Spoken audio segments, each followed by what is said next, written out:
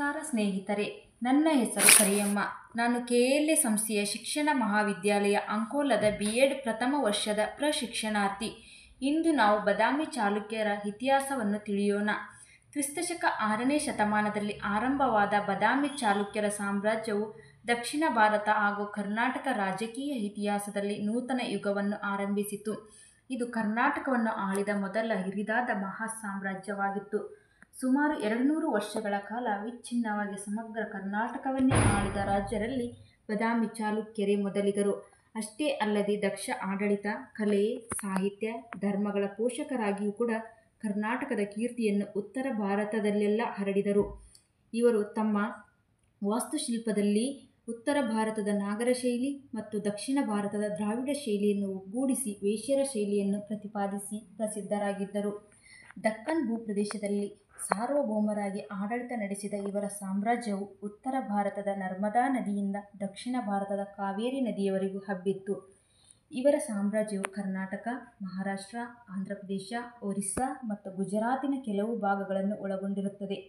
ಹೀಗೆ ಇಡೀ ದಕ್ಕನ್ ಪ್ರಸ್ಥಭೂಮಿಯ ಮೇಲೆ ಇವರ ಸಾರ್ವಭೌಮ ಪರಮಾಧಿಕಾರ ಸ್ಥಾಪನೆಯಾಗಿತ್ತು. ಆಂಧ್ರಪ್ರದೇಶ, ತೆಲಂಗಾಣ, ಗುಜರಾತ್ನಲ್ಲಿಯೂ ಕೂಡ ಇವರ ಶಾಖೆಗಳು ಸ್ಥಾಪನೆಯಾಗಿದ್ದವು. ಇವರು ವೀರರು, ಶೂರರು, ಪರಾಕ್ರಮಶಾಲಿಗಳು, ದಕ್ಷ ಆಡಳಿತಗಾರರೂ ಆಗಿದ್ದರು. ಇವರು ಮೂಲತಃ ವೈಷ್ಣವರಾಗಿದ್ದರು ಎಂದು ಹೇಳಲಾಗುತ್ತದೆ.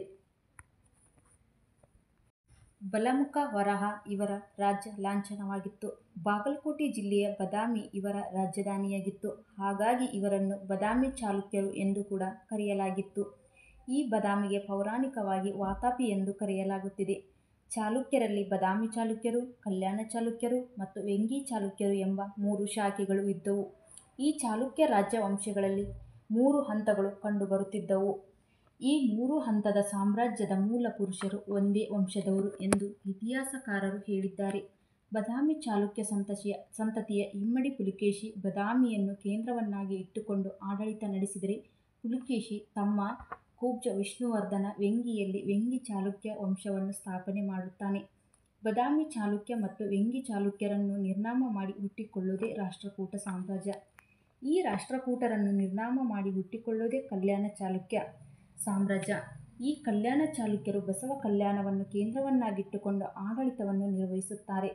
ನಮಗೆ ಬಾದಾಮಿ ಚಾಲುಕ್ಯರ ಇತಿಹಾಸ ತಿಳಿಯಲು ಚೀನಾದ ಇತಿಹಾಸಕಾರ ಹುಯೆನ್ತ್ಸಾಂಗ್ ಮತ್ತು ಮುಸ್ಲಿಂ ಚರಿತ್ರೆಕಾರನಾದ ತಬರಿಯ ಬರವಣಿಗೆಗಳು ಸಾಕ್ಷಿ ನೀಡುತ್ತವೆ. ಇದಕ್ಕೆ ತಕ್ಕಂತೆ ಕಲ್ಯಾಣ ಚಾಲುಕ್ಯರ ಕಾಲದಲ್ಲಿ ರಚನೆಯಾದ ಕೆಲವು ಸಾಹಿತ್ಯ ಗ್ರಂಥಗಳು 1ನೇ ಪುಲಿಕೇಶಿ ಹಾಗೂ 1ನೇ ಕೀರ್ತಿವರ್ಮನ ಶಾಸನಗಳು ಮತ್ತು ಇಮ್ಮಡಿ ಪುಲಿಕೇಶಿಯ ಐಹೊಳೆಯ ಶಾಸನಗಳು ಕೂಡ ಬಾದಾಮಿ ಚಾಲುಕ್ಯರ ಇತಿಹಾಸದ ಮೇಲೆ ಬೆಳಕು ಚೆಲ್ಲುತ್ತದೆ. ಚಾಲುಕ್ಯ ವಂಶದ ಮೂಲ ಸ್ಥಾಪಕನ ಹೆಸರು ಜಯಸಿಂಹ. ಈತ ಬನವಾಸಿ ಕದಂಬರ ಸಾಮಂತ ರಾಜನಾಗಿ ಆಡಳಿತ ಶುರು ಮಾಡಿದ. ಕ್ರಿಸ್ತಶಕ 500ರಿಂದ 520ರವರೆಗೆ ಐಹೊಳೆಯನ್ನು ಕೇಂದ್ರವನ್ನಾಗಿ ಇಟ್ಟುಕೊಂಡು ಆಡಳಿತ ಸ್ಥಾಪನೆ ಮಾಡಿದ. ಈತನ ಮರಣದ ನಂತರ ಈತನ ಮಗ ರಣರಾಗ ಕ್ರಿಸ್ತಶಕ 520ರಿಂದ 540ರವರೆಗೆ ಕದಂಬರ ಅಧೀನ ಆಡಳಿತದಲ್ಲಿ ಕೆಲಸ ಮಾಡುತ್ತಾನೆ. ಬಾದಾಮಿ ಚಾಲುಕ್ಯರ ಇತಿಹಾಸದಲ್ಲಿ ಬದಲಾವಣೆ ಆರಂಭವಾದದ್ದು 1ನೇ ಪುಲಿಕೇಶಿಯ ಕಾಲದಲ್ಲಿ. ಈ 1ನೇ ಪುಲಿಕೇಶಿ ಕದಂಬರನ್ನು ಎದುರಿಸಿ ಸ್ವತಂತ್ರ ಚಾಲುಕ್ಯ ರಾಜ್ಯವನ್ನು ಕಟ್ಟುತ್ತಾನೆ ಹಾಗೂ ತನ್ನ ರಾಜಧಾನಿಯನ್ನು ಐಹೊಳೆಯಿಂದ ಬಾದಾಮಿಗೆ ಸ್ಥಳಾಂತರ ಮಾಡುತ್ತಾನೆ. ನಂತರ ಬಾದಾಮಿಯಲ್ಲಿ ಗಿರಿದುರ್ಗ ಎನ್ನುವ ಕೋಟೆಯನ್ನು ಕಟ್ಟಿ ರಾಜ್ಯಕ್ಕೆ ಮತ್ತಷ್ಟು ಶಕ್ತಿಯನ್ನು ತುಂಬುತ್ತಾನೆ. ಹಾಗಾಗಿ ಈತನನ್ನು ಚಾಲುಕ್ಯ ಸಾಮ್ರಾಜ್ಯದ ನಿಜವಾದ ಸ್ಥಾಪಕ ಎಂದು ಕೂಡ ಕರೆಯುತ್ತಾರೆ. ಈತನು ಕ್ರಿಸ್ತಶಕ 566ರವರೆಗೆ ರಾಜ್ಯವನ್ನಾಳುತ್ತಾನೆ. ಇದಾದ ನಂತರ 1ನೇ ಪುಲಿಕೇಶಿ ಮಕ್ಕಳಲ್ಲಿ 1ನೇ ಕೀರ್ತಿವರ್ಮ ಅಧಿಕಾರಕ್ಕೆ ಬರುತ್ತಾನೆ. ಈತನು ಕ್ರಿಸ್ತಶಕ 566ರಿಂದ 596ರವರೆಗೆ ಆಡಳಿತ ನಿರ್ವಹಿಸುತ್ತಾನೆ. 1ನೇ ಕೀರ್ತಿವರ್ಮನು ಅಳಿದುಳಿದ ಬನವಾಸಿ ಕದಂಬರು ಹಾಗೂ ಇವರು ಸಾಮಂತರನ್ನು ಸಂಪೂರ್ಣವಾಗಿ ನಿರ್ನಾಮ ಮಾಡಿ ತನ್ನ ಕಪಿಮುಷ್ಟಿಯಲ್ಲಿ ಇಟ್ಟುಕೊಂಡು ವಾತಾಪಿಯಲ್ಲಿ ಬಲಿಷ್ಠ ಸೇನೆಯನ್ನು ಕಟ್ಟಿ ಬೆಳೆಸುತ್ತಾನೆ. ಹಾಗಾಗಿ ಈತನನ್ನು ವಾತಾಪಿಯ ನಿರ್ಮಾಪಕ ಎಂದು ಕೂಡ ಕರೆಯಲಾಗುತ್ತದೆ.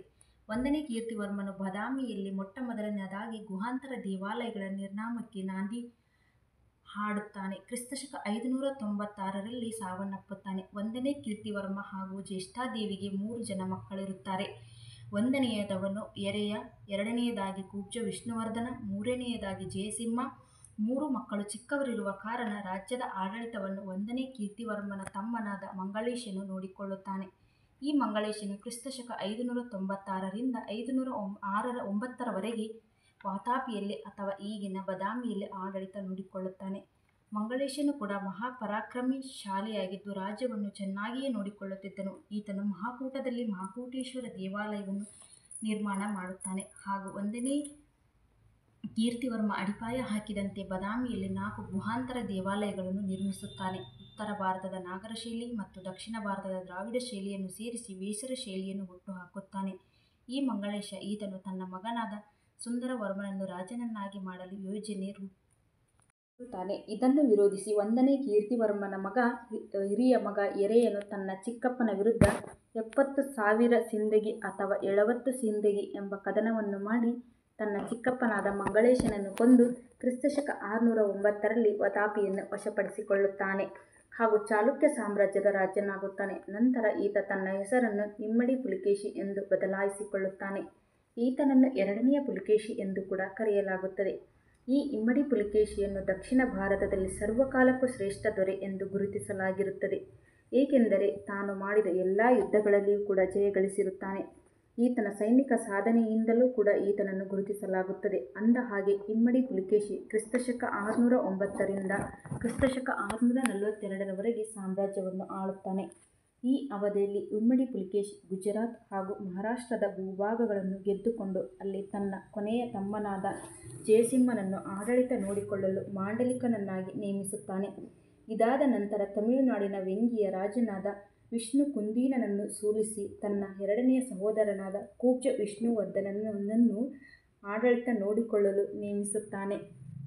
ಇಮ್ಮಡಿ ಪುಲಿಕೇಶಿಯ ಅವಧಿಯಲ್ಲಿ ಆಡಳಿತ ನಿರ್ವಹಿಸುತ್ತಿದ್ದ ಕುಬ್ಜ ವಿಷ್ಣುವರ್ಧನ ಕೆಲವು ವರ್ಷಗಳ ನಂತರ ತಾನು ಸ್ವತಂತ್ರ ರಾಜ ಎಂದು ಘೋಷಿಸಿಕೊಳ್ಳುತ್ತಾನೆ. ಹೀಗಾಗಿ ಪೂರ್ವದಲ್ಲಿ ವೆಂಗಿ ಚಾಲುಕ್ಯ ಸಾಮ್ರಾಜ್ಯ ಸ್ಥಾಪನೆಯಾಗುತ್ತದೆ. ಕ್ರಿಸ್ತ ಶಕ 618ರಲ್ಲಿ ಕಂಚಿಯ ಪಲ್ಲವ ರಾಜನಾದ 1ನೇ ಮಹೇಂದ್ರವರ್ಮನು ಬದಾಮಿ ಚಾಲುಕ್ಯರ ಮೇಲೆ ಯುದ್ಧವನ್ನು ಘೋಷಿಸುತ್ತಾನೆ. ಈ ಯುದ್ಧವನ್ನು ಪುಲ್ಲಲೂರು ಕದನ ಎಂದು ಕರೆಯಲಾಗುತ್ತದೆ.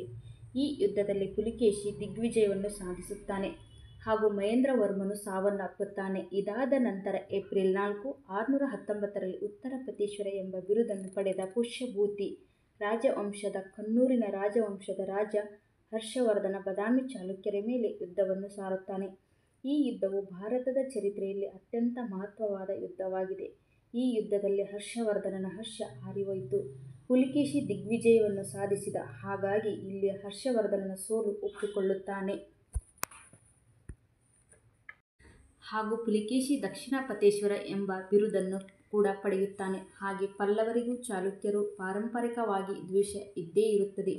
ಈ ಹಿಂದೆ 1ನೇ ಮಹೇಂದ್ರವರ್ಮನನ್ನು ಸೋಲಿಸಿ ದಿಗ್ವಿಜಯವನ್ನು ಸಾಧಿಸಿದ ಇಮ್ಮಡಿ ಪುಲಿಕೇಶಿ ಮೇಲೆ 1ನೇ ಮಹೇಂದ್ರವರ್ಮನ ಮಗ 1ನೇ ನರಸಿಂಹವರ್ಮ ಚಾಲುಕ್ಯರ ಮೇಲೆ ಸೇಡು ತೀರಿಸಿಕೊಳ್ಳಲು ಕಾಯುತ್ತಾನೇ ಇದ್ದ.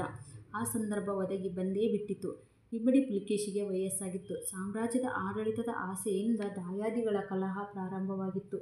ಈ ಸಮಯದಲ್ಲಿ ಪುಲಿಕೇಶಿಯನ್ನು ವಿರೋಧಿಸುವ ಮಕ್ಕಳು ಪಲ್ಲವ ರಾಜ 1ನೇ ಪುಲಿಕೇಶಿ ನರಸಿಂಹವರ್ಮ ಶಾಮೀಲಾಗಿ ದೇಶದ್ರೋಹದ ಕೆಲಸ ಮಾಡಿಬಿಡುತ್ತಾರೆ. ಹಾಗಾಗಿ ಇಮ್ಮಡಿ ಪುಲಿಕೇಶಿಯ ಮಂತ್ರಿ ರವಿಕೀರ್ತಿ ಇಲ್ಲಿ ಸಾವನ್ನಪ್ಪುತ್ತಾನೆ. ಬದಾಮಿ ಚಾಲುಕ್ಯರ ಸೇನೆ ಪಲ್ಲವರ ವಿರುದ್ಧ ಸೋಲುತ್ತದೆ. ಇಮ್ಮಡಿ ಪುಲಿಕೇಶಿ ಇಳೆಯ ವಯಸ್ಸಿನಲ್ಲಿ ಕೂಡ ವೀರಾವೇಶದಿಂದ ಹೋರಾಡಿ ವೀರಮರಣ ಹೊಂದುತ್ತಾನೆ. ಕ್ರಿಸ್ತ ಶಕ 642ರಲ್ಲಿ ಈ ಕದನವನ್ನು ಸೂರಮಾನ್ ಕದನ ಅಥವಾ ಮಣಿಮಂಗಲಂ ಕದನ ಎಂದು ಕೂಡ ಕರೆಯಲಾಗುತ್ತದೆ. ಇಮ್ಮಡಿ ಪುಲಿಕೇಶಿಯಿಂದ ಬದಾಮಿ ಸಾಮ್ರಾಜ್ಯವನ್ನು 1ನೇ ನರಸಿಂಹವರ್ಮ ವಶಕ್ಕೆ ತೆಗೆದುಕೊಳ್ಳುತ್ತಾನೆ. ಇದಲ್ಲದೆ ಬದಾಮಿಯಲ್ಲಿ 3ನೇ ಗುಹಾಲಯದಲ್ಲಿ ಶಾಸನವನ್ನು ಕೂಡ ಹೊರಡಿಸಿ ತಾನು ವಾತಾಪಿಯ ಕೊಂಡದೇವ ಎಂಬ ಬಿರುದನ್ನು ಪಡೆದುಕೊಳ್ಳುತ್ತಾನೆ.